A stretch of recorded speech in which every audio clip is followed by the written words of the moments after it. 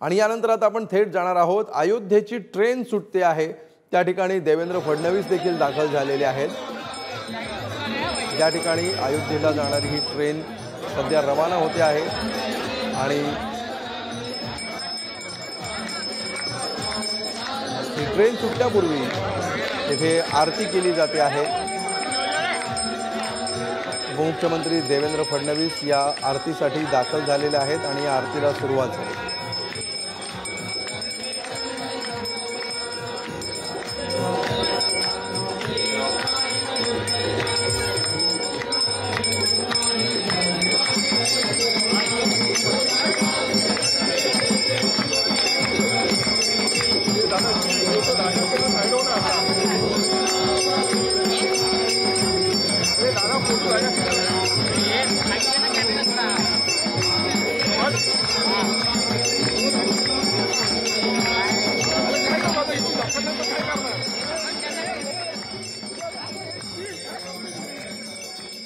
Thank you.